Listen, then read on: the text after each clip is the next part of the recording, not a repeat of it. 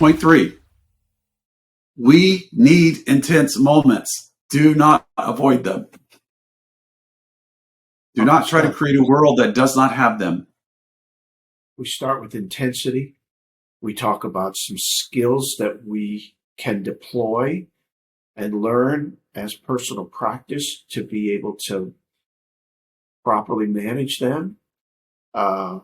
We talk about presenting issues that come into our pathway. And now we talk about intensity as a skill of its own. As a, I think of a RASP doc, a file, a RASP, to be able to give us the capacity to manage difficult moments and to be able to do so with plumb, with the ability to come out to the place where that we can be the person that says, calm down, and do so with firmness and with kindness and yet with direct intent that settles the moment. That's powerful stuff, Doc. His calm down instruction was so nuanced. All right. There was a lot in it. It wasn't a demand. It wasn't a scream. He had a tenor about his countenance, all kinds of nonverbal. He had a sense of confidence. And it really was, the calm down wasn't a demand. It was an encouragement. So all that was learned through the intensity of erratic peer relationships. You know what I think about when I hear you talk, Doc, is I think about, and I say this to a lot of people, that much of what we do is what I call at the beginning triage work, pulling people out of difficult places that come inside of that walk and find our porch and our welcome mats. But beyond that, Doc, I think about the fact that we we have a lot of structure, don't we? There are a lot of, you call them scaffolds, behind the scenes moments that came and built and kind of crescendoed, if you will, inside of that moment when this young man who heretofore was out of control was in a position where that he became the control measure in that setting. And Doc, I think that when we're talking about the work that we do, it is important always to remember that baselines can be reset. And I think it's important for us to think that through, and for anyone that is encountering these intense moments where we started that are just, peaking and redlining and, going past 7,800 RPMs to use a motorcycle analogy, and you can't live there, to remember that we are in the business of resetting people's lives and reestablishing baselines. And there's process to what we do, isn't there? And philosophy and thought and care structure.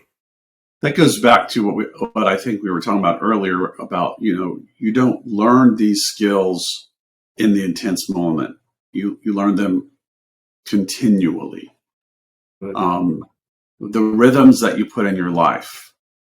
And when I did reference the scaffolding, and this particular case that I'm talking about was in a residential setting with a large population of students, all struggling, and there was a lot of rhythm that's put into their day in the milieu of their treatment that create the capacity when the encounter intensifies for them to actually just automatically do the good thing in the midst of it. So maybe we say it like this. I'm thinking, you need to consistently have those moorings in your world, but they must be tested and tried in order for them to be secure in your life. If they're never tested and tried, then they lack the full measure of what they can benefit you. And maybe that's where the scripture says about count it pure joy when you encounter trials and tribulation. that's kind of, I always think that's an extreme scripture. Count it pure joy, you know, but see the positive in the intensities, even the intensities that might have suffering about them, that there can and will be good that can come from them. And when that is your worldview, I don't know that there's much you can't overcome. A beautiful thing. Yeah. Doc, let's keep talking about things that bring people forward, the things that cause people to the old days when they would have, axes inside a glass and break the glass when when you're what we've talked about alcohol and drugs. We haven't done near justice to that. We're going to do a lot of work on that in these moments going forward. You rightly talked about erosion of confidence. There's some other things I want us to talk about that are pinging me, that have been coming into our universe of late. One thing I want to talk about that causes people to open up their, I can't remember how you said it, but you said it pretty nicely a few minutes ago, to reach out and to try to find some help. I want to talk about this gambling issue, Doc, that is coming into America right now with phones, because it is something that is creeping into our universe, and it is creeping at a really fast pace. And it's not innocuous, it's not non-harmful, and it is certainly has the potential to overwhelm and then undermine human beings. Now, you and I, to my knowledge, have not talked about this, but I've been doing a lot of reading about it, Doc, because it's been concerning me with these gambling apps and the way that they are being, mainstreamed into people's lives. And where it comes into our world is, I read this article not long ago about how children who have phones are now starting to use these. And of course, they're supposed to be restricted to 18 and over and all these kind of things. But you and I both know the kids break those ceilings pretty quickly. Do you notice that in your work? You and I, like I said, to my knowledge, I don't think we've talked about this, but I want to bring it out as yet another thing that I see emerging, looming on the horizon. And I don't want to be a foul weather guy, but I also don't like it, Doc. I don't like it. What do you think, sir? I think you're seeing. I think what you are seeing, gambling is going to emerge as a greater problem, and one is, there always has been, or not always, there's been a portion of the American culture that has shamed gambling, cautioned gambling, called it out for being an incredible game of chance, pointed called it the tax upon the poor, saw it as exploitive rather than recreational. So that was a pretty loud voice for a long time. That kind of moral voice has been silenced on most most topics. Not that they're not still out there; they're just been silenced and not given a platform much to speak to. But not only is that voice quieted, the accessibility, right? Virtual accessibility is dangerous. So think about the gambler who had to go to the casino. So he was visibly absent from other places for long periods of time. However, now you can just eliminate 3 hours of sleep a night and no one knows, because you can gamble virtually. The virtual capacities, the digital world, is destroying us. So we have to learn to adapt. And I think that's probably what you're sensing is, wait a minute, this will destroy us. How are we going to adapt? Yeah, 100%. And I'm thinking about the things again that show up on our front porch. And I love how you always bring clarity, at least to the topics that I find either unclear or I see. Um, and the next thing I want to talk about, Doc, and then we can fly off of this if you want to, but I find this incredibly interesting. Okay, to me, this is the number one question I get, Doc, when people ask about the work I do. This is the, this is it. This is the top of the pyramid. And then the next one, I think, and we don't really have to linger here long, but to me, pornography is so perverse now. And you're right about this accessibility thing. And I don't want to be a prude and I don't want to be prudish, but I will just say that I think it is really, in my opinion, purloining a lot of lives, Doc. And I'll just leave it at that, and then we can get off of this and go on to something else if you care. Well, to me, I could find ramble this very here. interesting. Yeah, I could ramble here because it's almost like a protected vice, Good word. a very protected vice, and it's just so destructive, and especially in the digital world, we're exposing younger and younger children to higher and higher volumes of pornography, and it's with no real evidence or knowledge of what is this doing to how brains are wired and how relationships developmentally are going to emerge when we're having this high of exposure. And I think it's ironic, in a way. Maybe there's a better word for that. But we're so all about the victim, whether it's women as victims or children as victims. We want to talk about them. We want to get rid of the secrecy. We want to, there's this great movement at the same time to try to rescue the victims of sexual exploitation, whether it's trafficking, whether it's abuse, whether it's, molestations, all these things. We want to talk about them, and we're talking about them. We have all these advocacies and all this going on, but at the same time, we leave the gates open for pornography. And that is eroding all the sexual boundaries that are necessary for civil society.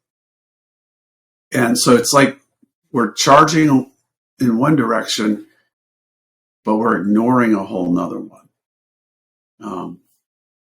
I've done very little farming, but occasionally I've tried to round up cattle. And if you round up cattle into one field, but you leave all the gates on the other side, they just run right through the field. And I think that's what we're doing with pornography and sexual exploitation, or sexual distortions. And I think some of it is because there is a population that want to say that you should not have any boundaries on sexuality, that is oppressive and creates problems. And I would argue that boundaries aren't bad. Sexuality, like everything else, needs boundaries and limits. Doc, I love our conversations. Go way up. You talk about laddering all the time. Say, go back to the laddering. Mm-hmm. Go way up to the top. We started with intensity. That was your topic of the day. Yeah, we stumbled on that because it's about to be a super hot day. Okay, so it was a stumble. Mm-hmm. Serendipity, it works again. And we talked about the fact that intensity isn't always, it isn't. It can't live at the crest, can it, Doc? It has to come and go, and it has to be mitigated, and it does. Either life will do it, or we find ways.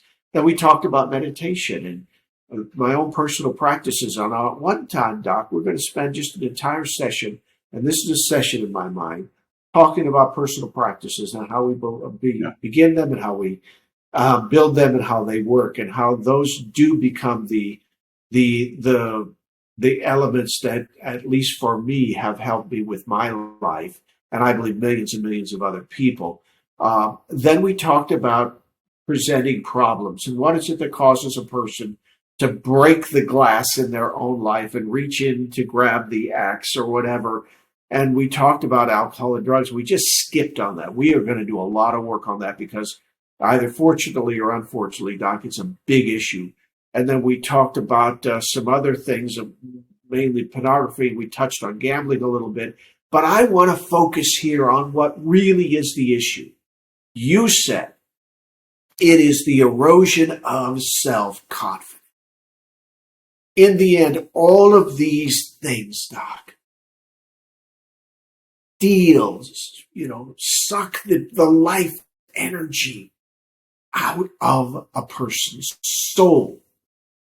And if there's anything I think that you and I work hard at, Doc, we work hard, it's working hard to replace self-confidence and self-worth and self-assuredness and self-condition. We have some big words we use in our universe for that. Mm-hmm. But I want to talk about that, and I want to hover here, Doc, because to me, the issue of the self is really the core element of what you and I do in my mind. What do you see, sir? When I think about self-confidence, it's the undergirding of the ability to draw limitations. And if you can't draw limitations, you can't build anything. If you can't build anything, you don't get stronger. You don't. So it's kind of that force that's underneath the human experience. Can I make a decision on my own? Am I confident enough to say something that maybe isn't being said? To ask a question even that isn't being asked? Can I choose for myself amongst my peers? Can I change the direction that my group or my team is going by just being present and sharing my thoughts and my ideas?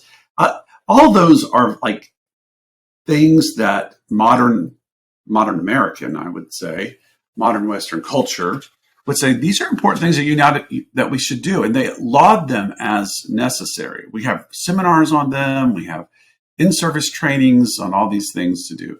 However, somehow we're missing the boat because it's not really emerging as a common experience. I think we're losing less of our self-confidence in that. And I'm going to just take a stab, and maybe this is a guess, but I think it's relatively an educated guess, that we are removing moral standards. And when you remove moral standards and move to relativism, where everyone gets to make their own moral standard, there's no external kind of morality that is agreed upon and followed, then you lose a sense of where you fit and who you are. So it's deceptive to think that you get to determine your own truth or your own moral standard all by yourself. That's a deception, because then you live in a world of one, which is not reality. You live in a world of many. And therefore, there has to be a set of ways in which we live that include the many, not include just the one. And we need to bring back concepts like virtue and vices. Those are concepts and language that we have eliminated because of relativistic truth. We think, I get to make my own truth. And we think that's the most liberating thing, is to be able to choose all by yourself. And it is not liberating. It is, I think we're discovering that it is in fact bondage and slavery, because it ignores the reality of a social world. It ignores the reality, I would say even a reality of God in the world. And that is... Doc, Go ahead. Go on. No, I was going to say, is it not, in the end, I was just thinking that really what maybe you and I are doing is reintroducing these, I'm going to use a big word, Doc, big word alert, existential, Yeah. questions and thoughts about who people are as humans. And as humans, we are, in the end, really spiritual beings, aren't we?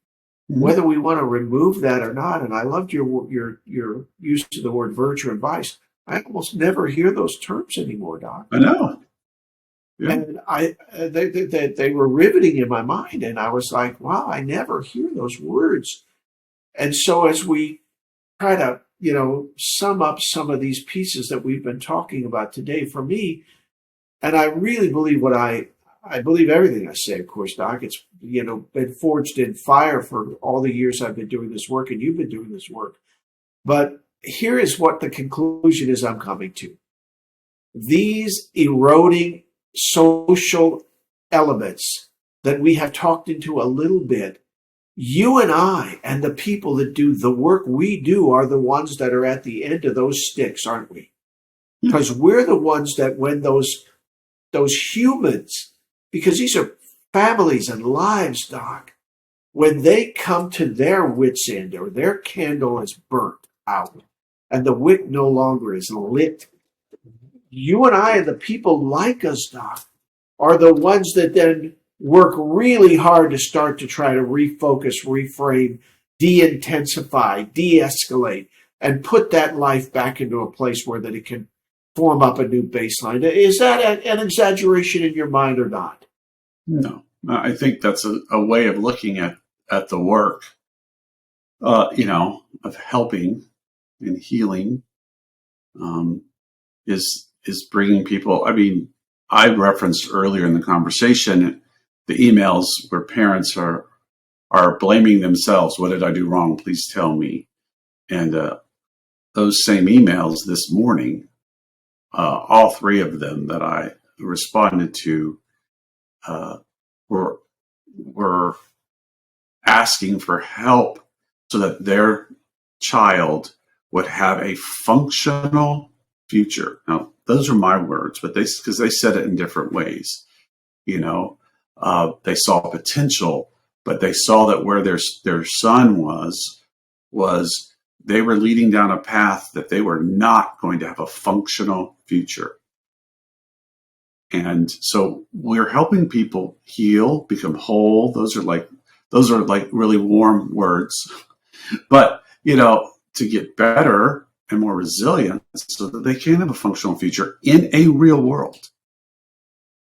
And so, yeah, it is our work. It's a good work too, isn't it?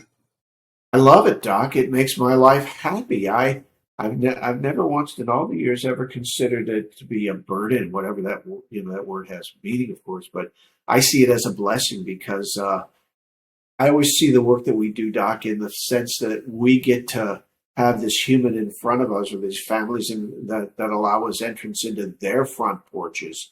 Mm-hmm. And we see them at many times at their worst possible moments, a face and a scene and scars and blemishes that others don't get the privilege to be privy to. I always see it as that we get to look past that, Doc, and not see it as an impediment, but rather we see it as, if you will, a pathway to healing. I want to do this. My brain is saying to me, and I've learned to trust my instincts, but this is a dual venture. I want to give some clarity, Doc, to how.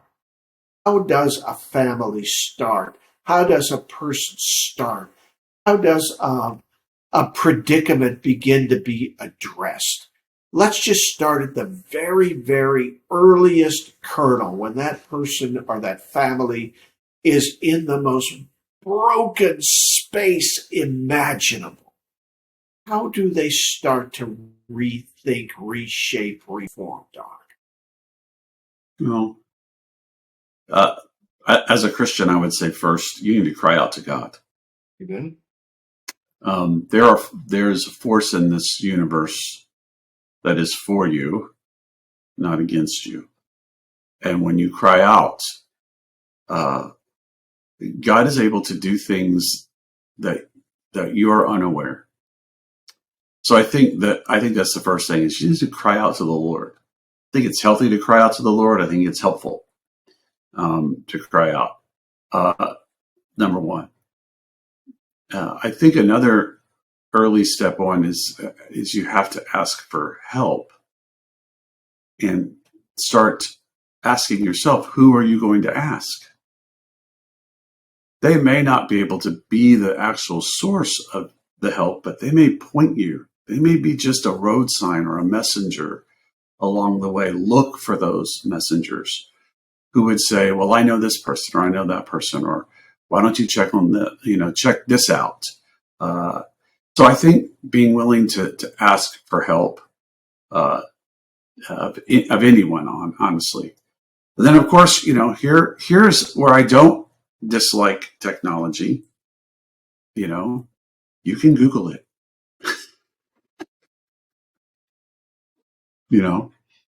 So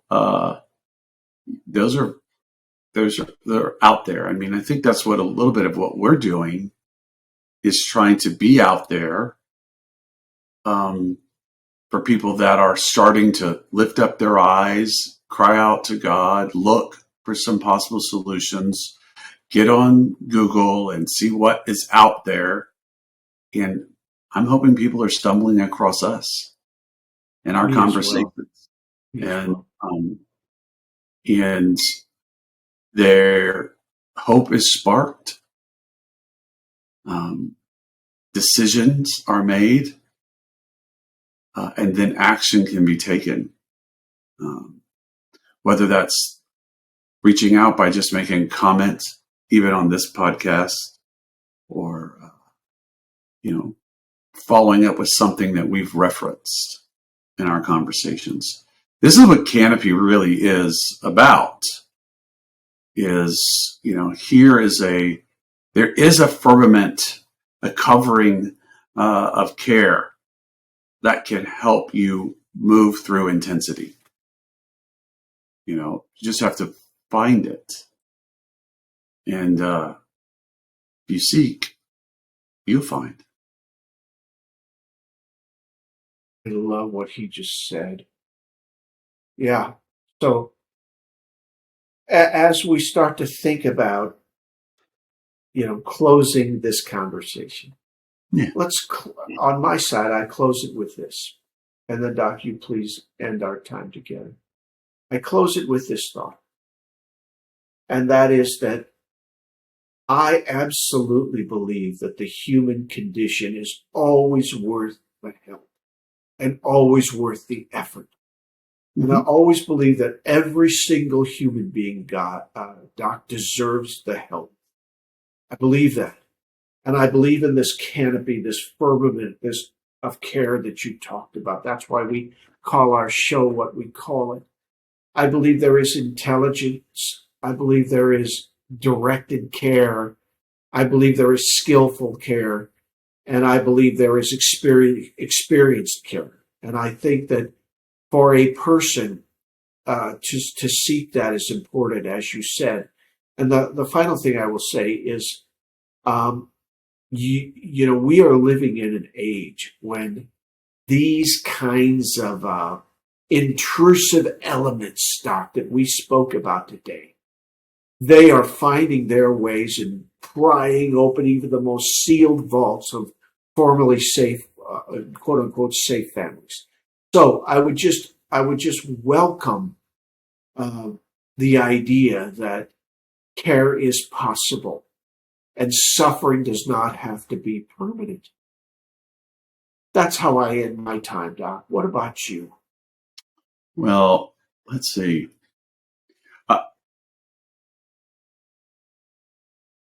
I am encouraged by your positive tone. So I want to bless that. That despair not be the prevailing tone that someone hears. Getting better is work. Hard work, sometimes painful work, sometimes tedious work. repetitious work, costly work. It's its own intensity. But the promise is fruitfulness always. Even in toil, there will be fruitfulness. And so I bless how you say that. And I just ask that the Lord would bless those that have lifted their eyes and are looking and seeking. That, the Lord's Prayer. May your kingdom come on earth as it is in heaven. That's my concluding thought. That's good. Love the time we get to spend together, Doc. It was good to see you this morning. And I'm going to continue my very warm day in the Midwest as I trust you are having a more temperate experience in Southern California. Be well. All right. God bless. Bye, Doc.